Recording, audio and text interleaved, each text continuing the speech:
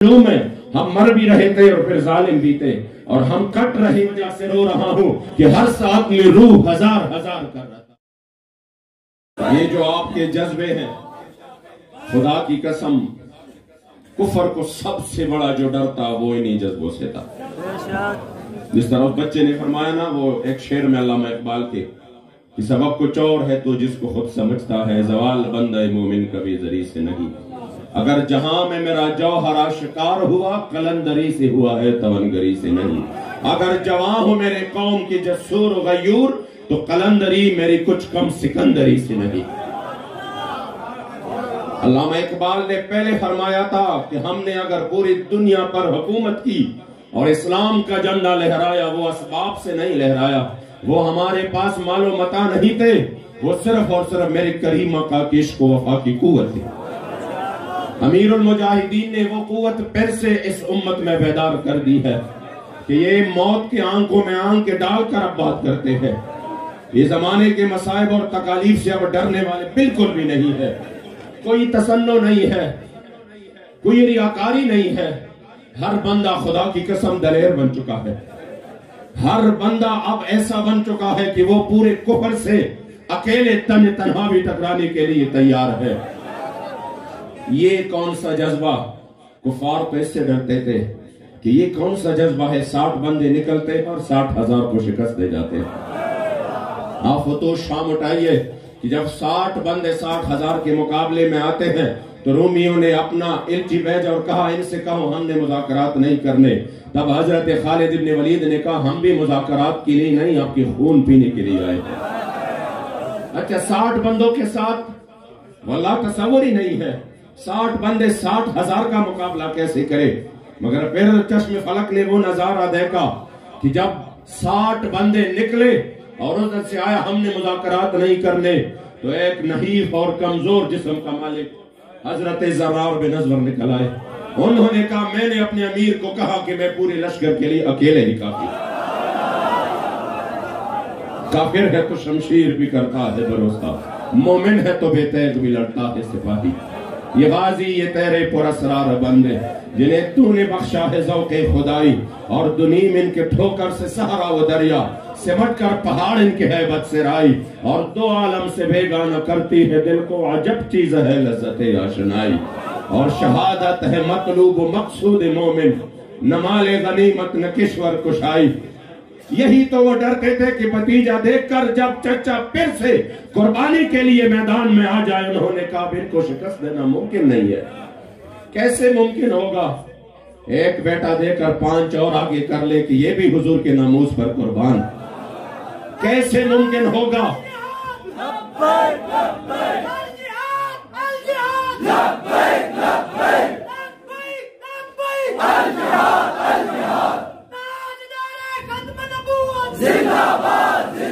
کیسے ممکن ہوگا جب اسلام کے ساتھ فطرت یوں بدل جاتا ہے کہ حضرت خنسا بھی 60 سال کے بعد وہ اسلام لے آئی، اور اس سے پہلے ان کے جاہلیت کے دور میں ان کے 2 بھائی وہ دشمنی کے بین چڑھ گئے، تو انہوں نے ساری عمر اس کے لیے روئی اور سر پر دوپٹہ نہیں ڈالا، کہاں جب تک میں اپنے بھائیوں کا انتقام نہ لوں تب تک میں اسی طرح رہوں گی، اور اپنے سر میں بالوں میں وہ مٹی ڈالتے تھے۔ لیکن جب اسلام لے آئی تو جنگ قادسیہ میں اپنے 4 بیٹے پیش کیے، اور 4 بیٹوں کو نصیحت کی کہ بیٹا کبھی بھی دشمن کی طرف منہ نہیں کرنا اور پیٹ نہیں کرنا، جب بھی ہو آگے بڑھ کر شہادت پیش کرنا۔ تو جب حضرت سیدنا عمر فاروق کو خبر آ گئی، ایک خیمے میں آپ تشریف فرماتی، تو ان کو بتایا گیا عمر فاروق رضی اللہ تعالیٰ عنہ کہ حضرت خنسا کے تو سارے بیٹے شہید ہو چکے ہیں، جوان بیٹے 4، اور وہ بھی آپ کی ضعیف العمری میں کہ اور بیٹوں کی کوئی امید نہیں، اور 4 ایک دن شہید ہو چکے ہیں۔ اور پھر صحابہ کو وہ دور بھی یاد تھا کہ یہ کس طرح کے دل کی مالکہ ہے کہ 2 اپنے بھائیوں کے لیے یہ ساری عمر روتے رہی، قصیدے پڑھتے رہی اور روتے رہی۔ اب کیا ہوگا؟ یہ تو جوان 4 بیٹے ہیں، بیک وقت شہید ہو چکے ہیں، لیکن جب حضرت سیدنا عمر فاروق آپ کے خیمے میں تشریف لے آئے، آپ نے دیکھا تو حضرت خنسا نے فرمایا اے امیر المومنین، کیا میرے بیٹے یہ دشمن سے بھاگے تو نہیں ہے؟ آپ نے فرمایا نہیں نہیں، آگے بڑھ کر شہادت پیش کی ہے۔ جب شہادت کی بات سنی تو اسی وقت وہ سجدے میں گری اور فرمایا الحمدللہ الذی اکرمنی بشہادتہم، یا اللہ تیرا لاکھ لاکھ شکر ہے کہ تو نے مجھے 4 شہیدوں کی ماں بنا دیا۔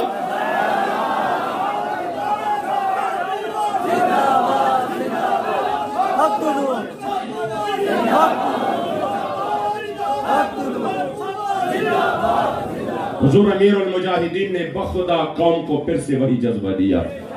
اس کو کہتے ہیں جذبہ عظیمت۔ ابھی ایک مارے کا سر نہیں ہوا کہ آپ نے دوسرے مارے کے لیے کال دی، کسی نے یہ نہیں کہا۔ حضور وہ مقدمے تو ابھی چل رہے ہیں، حضور وہ تو ابھی یہ ہو گیا وہ ہو گیا، ہمارے تو کاروبار پھر سے ابھی تک اسٹیبل نہیں ہوئے، کچھ تو آرام دینا چاہیے۔ بخدا میں نے کارکنوں کو دیکھا کہ اس سے بھی آگے بڑھ کر سب نے کہا ہم ہر لحظہ حضور کے لیے حاضر ہیں۔ اور یہی وہ جذبہ تھا جو کفر اس سے ڈرتا تھا، کہ یہ جذبہ نکالنا ہے کہ کس طرح 21 سالہ نوجوان غازی علم الدین کل کو پانسی ہو رہی ہے، رات کو وہ جب اپنے امی جان سے ملاقات کرتے ہیں تو وہ روتی ہے، تو آپ نے کہا جب رونا ہے تو پھر میں ملاقات نہیں کروں گا۔ کیوں روتی ہے؟ آپ تو قیامت تک ہماری نسلیں بھی فخر کرتے رہیں گی کہ میں حضور پر قربان ہونے جا رہا ہوں۔ اور پھر آپ نے اسی وقت جو اشعار کہے من عاشق سرمست مزدار میں اندیشم، پروانہ جاباز مزنار میں اندیشم۔ کوئی بندہ کل کو پانسی ہو، یہ مسلسل ادھر بالکل آرام سے حضور کے نعت پڑھے اور پھر فرمائے ایک مرتبہ نہیں، خدا کی قسم 1000 مرتبہ قربان ہونے کے لیے تیار ہو۔ جو میرے پٹھان بھائی ہیں ان کے صرف ایک جملہ پشتو میں عرض کروں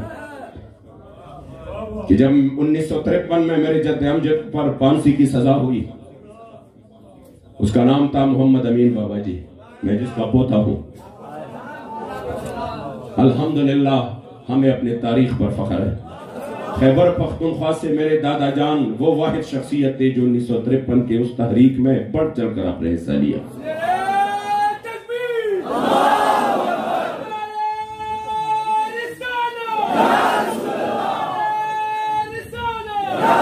اور آپ جب واپس گجرات پر آپ کو گرفتار کیا گیا،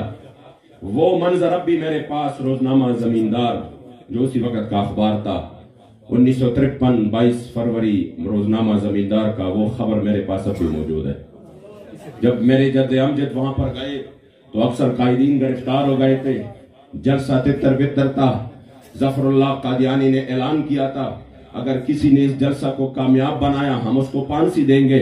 آپ نے فرمایا کیا ہوا؟ جلسہ ابھی تک کیوں شروع نہیں ہوا؟ لوگوں نے کہا حضور اکثر قائدین گرفتار ہے اور یہ جلسہ جو ہے کوئی آگے بڑھنے کے لیے تیار نہیں ہے۔ تب آپ خود آ کر میدان میں کھڑے ہو گئے اور مائک ہاتھ میں لے کر اعلان کیا، اور وہ تصویر بھی اس اخبار والے نے دور سے، کیونکہ آپ تصویر کے بڑی سخت مخالف تھے، کوئی سامنے سے تصویر نہیں نکال سکتا تھا، دور سے ایک بندے نے وہ تصویر نکالی ہے۔ آپ نے مائک ہاتھ میں لے کر اعلان کیا اور پھر یہ مضمون بھی اس کے ساتھ موجود ہے۔ آپ نے فرمایا اگر میرے کریم آقا کے عشق و محبت کی خاطر، آپ کے ختم نبوت کی خاطر کسی کو تختہ دار پر لٹکایا جاتا ہے تو یہ محمد امین خود اعلان کرتا ہے کہ اس جلسے کی صدارت میں خود کرتا ہوں۔ رسول اللہ لبیک لبیک لبیک یا رسول اللہ لبیک لبیک لبیک یا رسول اللہ لبیک لبیک لبیک یا رسول اللہ لبیک لبیک لبیک یا رسول اللہ لبیک لبیک لبیک یا رسول اللہ لبیک۔ آپ جب واپس ریلوے کے ذریعے جب گجرات پہنچے تو گجرات ریلوے اسٹیشن پر بہت بڑا ناکہ تھا، انہوں نے ریلوے اسٹیشن پر آپ کا گھیراؤ کر لی اور گرفتار کر کے گجرات کے جیل میں بند کیا۔ تو ایک قادیانی نواز نے آگے بڑھ کر کہا کہ آپ کو تو پانسی دی جائے گی، تو آپ کے آنکھوں مبارک سے آنسو نکلے۔ انہوں نے کہا ابھی نہیں، ابھی تو لمبی پروسیس ہے، ابھی تو آپ تو ابھی سے رو رہے ہیں۔ تو جو جواب میں آپ نے جو اشعار کہے ہیں، میں اکثر بابا جی کو یہ اشعار سناتا، خدا کی قسم ان کے آنکھوں سے مسلسل پھر آنسو جاری ہو جاتے۔ آپ نے اس کے جواب میں کیا ارشاد فرمایا؟ مستاد عشق پر جرم وجنی دا غوغا چلے، اور سرکرا پورتا پا دیوال دا تماشا چے دنن مستاد عشق رسے ازل نا پا گردن راوڑے دا دار دا سر دا پاس دا زما سزا چے دنن فرمایا استاد عشق پا پت میں وجنی سغوغادا سر راپور تکڑا عجبہ تماشا دا یا رسول اللہ مجھے آپ کے عشق کے جرم میں قتل کیا جا رہا ہے رخ انور اٹھا کر یہ نظارہ دیکھئے کہ زہم خواخیم چلتان قربانی شم زہم خواخیم چلتان قربانی شم دا ازل نہ میرا وڑے دا سودا دا یا رسول اللہ میں تو چاہتا یہی ہوں کہ میں آپ کے نام پر قربان ہو جاؤں اور ازل سے یہ سودا لے کر آیا ہوں کہ ہائے کاش کب وہ دن آئے میں اپنے کریم آقا پر قربان ہو جاؤں تو یہ تو صرف ایک جان کی بات کرتے ہیں میں اس وجہ سے رو رہا ہوں کہ ہر ساتھ میں روح ہزار ہزار کر رہا تھا ہر ساتھ میں روح ہزار ہزار کر رہا تھا زارے دے لتا ہوں دغا میں منشادہ یا رسول اللہ یہ صرف ایک مرتبہ مجھے پانسی دی جا رہی ہے یا رسول اللہ میری تمنا یہ ہے کہ ہائے کاش مجھے زندگی کے ہر سکنڈ کے عوض مجھے اپنے سر کے ہر پال کے عوض ہزاروں جانیں مل جائے اور یا رسول اللہ وہ ایک ایک آپ کے عشق و محبت میں آپ کے عزت و ناموس کی خاطر آپ کے قدموں پہ قربان کر دوں یا رسول اللہ لبیک لبیک لبیک یا رسول اللہ لبیک لبیک لبیک یا رسول اللہ لبیک لبیک لبیک یا رسول اللہ لبیک لبیک لبیک یا رسول اللہ لبیک لبیک لبیک یا رسول اللہ لبیک لبیک لبیک یا رسول اللہ لبیک لبیک لبیک یا رسول اللہ لبیک لبیک لبیک یا رسول اللہ لبیک لبیک لبیک یا رسول اللہ لبیک لبیک لبیک اور پھر آپ فرماتے ہیں کہ بالقصور میں غماز نوینی قسم دے بالقصور میں غماز نوینی قسم دے جستا من زما جملہ متحادہ بالقصور میں غماز نوینی قسم دے جستا من زما جملہ متحادہ یا رسول اللہ اور تو کوئی قصور نہیں قصور ہے کہ میں نے آپ سے محبت کی ہے تو اگر یہ میرا قصور ہے تو یہ قصور تو میں زندگی کے ہر سانس پر کروں گا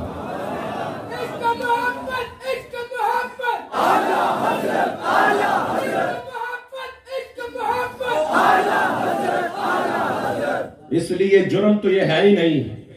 اگر یہ جرم ہے تو یہ جرم تو انشاءاللہ ہم زندگی کے ہر سانس پہ کریں گے اگر یہ دہشت گردی ہے تو یہ دہشت گردی تو ہر لمحہ ہوگی اگر یہ غداری ہے یہ بھی ہر لمحہ ہوگی صرف ہم نہیں اگر یہ جرم ہے تو یہ جرم ہماری بچے اور نسلیں بھی کریں گے انشاءاللہ اور سامنے صرف جیل اور قید اور صعوبت خدا کی قسم تختیدار ہو تب بھی کریں گے اس سے تو ہم پیچھے ہٹنے والے نہیں ہیں مر ہی جاؤں میں اگر اس در سے جاؤں دو قدم مر ہی جاؤں میں اگر اس در سے جاؤں دو قدم کیا بچے بیمار غم قرب مسیحا چھوڑ کر ہمیں تو حضور امیر المجاہدین وہ راستہ دکھا گئے خدا کی قسم جہاں سے ہمارے لیے پلٹنا ممکن ہی نہیں ہے کہاں پہ جائیں جنت بھی لینے آئے تو چھوڑے نہ یہ گلی اور منہ پیر لیں گے ہم تیری دیوار کی طرف اب ہم نے دوسری طرف جانا ہی نہیں ہے جس عزت کے راستے پر خدا کی قسم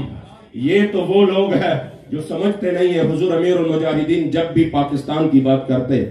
تو آپ یہ کرتے کہ بھائی ہم پاکستان کے دشمن نہیں ہیں ہم پاکستان کو پوری دنیا کی قیادت دلوانا چاہتے ہیں ہم اپنے اداروں کے دشمن بالکل بھی نہیں ہیں ہم چاہتے ہیں ہمارا جرنیل صلاح الدین ایوبی کے صف میں کھڑا ہو ہم چاہتے ہیں ہمارا جرنیل محمود غزنوی کے صف میں کھڑا ہو شہاب الدین محمد غوری کے صف میں کھڑا ہو ہم چاہتے ہیں کہ ہم انہی کے ساتھ ہو جنہوں نے حضور کے دین کی سے وفا کی ہے اور آج ان کا نام چمکتا دمکتا ہوا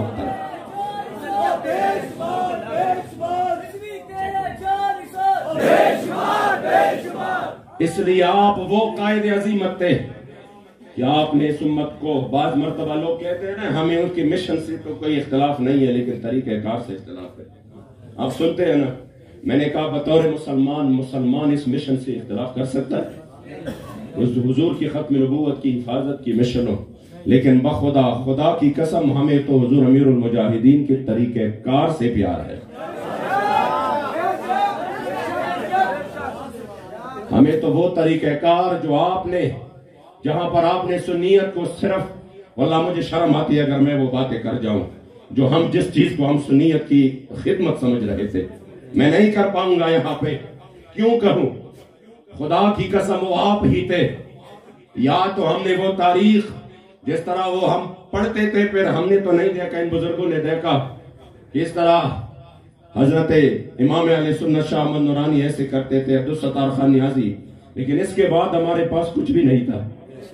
علاوہ ان کے اس کردار کے جو کہ اللہ کریم نے ان کو وہ مقام بخشا. واللہ ہمارے پاس کچھ بھی نہیں تھا.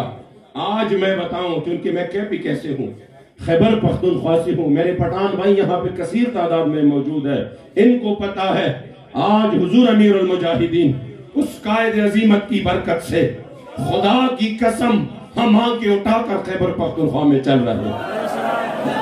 یا رسول اللہ لبیک لبیک لبیک یا رسول اللہ لبیک لبیک لبیک یا رسول اللہ لبیک. جو ہمیں ایک مشرک سے کم درجہ نہیں دیتے تھے، آج ان کی محافل ہمارے بغیر، وہ کہتے ہیں بات ختم نبوت کی ہو اور اس میں لبیک نہ ہو. خدا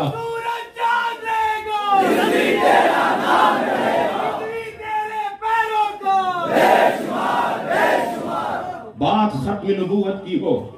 بات ناموس رسالت کی ہو، اس میں بابا جی خادم حسین نہ ہو، بات ظالم اور کافر اور جابر کے سامنے کلمہ حق بلند کرنے کی ہو، خدا کی قسم حضور امیر المجاہدین کا نام تو استعارہ بن چکا ہے. جہاں پر اب قیامت تک اگر ختم نبوت کی بات ہوگی، بابا جی کا نام اس میں ضرور ہوگا. ناموس رسالت کی بات ہوگی، بابا جی کا نام اس میں ہوگا. کسی بھی ظالم اور جابر کے سامنے سینہ تان کر جس نے کلمہ حق بلند کیا، وہ بات ہوگی تو اس میں بابا جی کا نام ضرور آئے گا. اس میں تحریک لبیک ضرور شامل ہوگی، ضرور شامل ہوگا کہ کس طرح چھوٹے چھوٹے بچوں نے سینوں پہ گولیاں کا کر فیض آباد کی زمین پر آگے بڑھ کر تاجدار ختم نبوت زندہ باد کا نعرہ لگایا. رسول اللہ لبیک لبیک لبیک یا رسول اللہ لبیک لبیک لبیک یا رسول اللہ لبیک لبیک لبیک یا رسول اللہ لبیک لبیک لبیک یا رسول اللہ لبیک لبیک لبیک. یقین کریں یہ تو مخالفین بھی مان گئے، جنہوں نے ہمیں مشرک سے کم نہیں سمجھا، اب وہ بھی مان گئے. الفضل ما شہدت بہ الأعداء، وہ بھی مان گئے کہ بابا جی جو تھے وہ سچے عاشق رسول تھے، بابا جی صحیح مجاہد تھے. جب تک سورج چاند رہے گا تیرا نام رہے گا، جب تک سورج چاند رہے گا تیرا نام رہے گا. تیرے پیروکار بے شمار بے شمار، تیرے پیروکار بے شمار بے شمار، تیرے جان نثار بے شمار بے شمار. آپ حقیقت کی آئینے میں دیکھیے اور تھوڑا پیچھے چلے جائے، آج سے 20 سال پہلے 9/11 کے بعد کے حالات آپ دیکھیں. وہ کون سے حالات تھے جب انہوں نے بش نے اور ان کے حواریوں نے صلیبی جنگ کا آغاز کیا.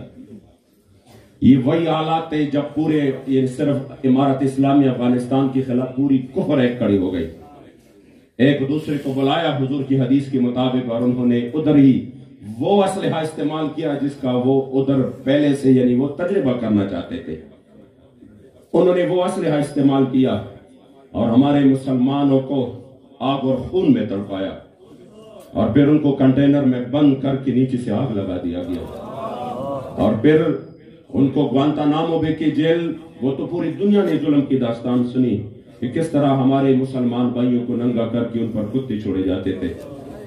کس طرح کشمیر میں 73 سال سے پھر وہ سلسلہ جاری رہا،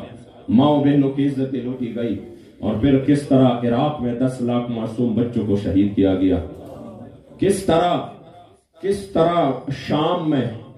وہ مقدس سرزمین پر ہمارے چھوٹے بچوں کو فاسفورس یعنی کیمیائی ہتھیاروں سے وہ شہید کیا گیا. ان کی وہ ویڈیوز تو خدا کی قسم اب بھی جب سامنے آتے ہیں،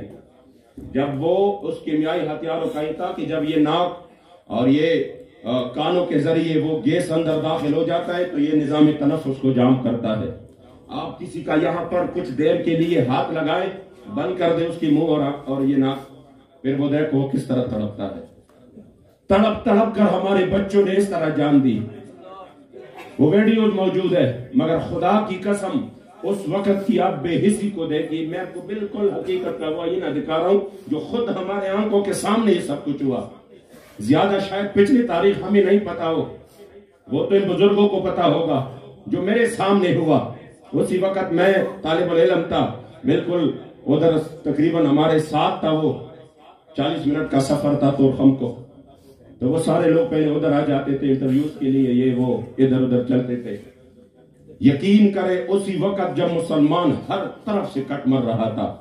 اور پورے صلیب جنگ کا آغاز ہوا تھا, میں نے کسی کے زبان سے جہاد کا نام نہیں سنا, بلکہ سنا تو کیا صرف یہ کہ جس سے بھی سوال دوسرا ہوتا تھا وہ جواب یہ دیتا تھا اسلام امن کا درس دیتا. یقین کرے سوال ادھر تھا, جواب یہ تھا. سب نے یعنی ہم مر رہے تھے پھر بھی ہم نے ان کو یہ باور نہیں کرایا کہ نہیں ہم تو دہشت گرد نہیں ہیں, ہم تو معصوم ہیں, ہم تو مظلوم ہیں. ہم مر بھی رہے تھے اور پھر ظالم بھی تھے, اور ہم کٹ رہے تھے پھر بھی دہشت گرد تھے. وہ ہمیں ہمارے 10 لاکھ معصوم بچوں کو ٹکڑے ٹکڑے کر کے پھر بھی دہشت گرد نہیں بنے. وہ امن پسند تھے,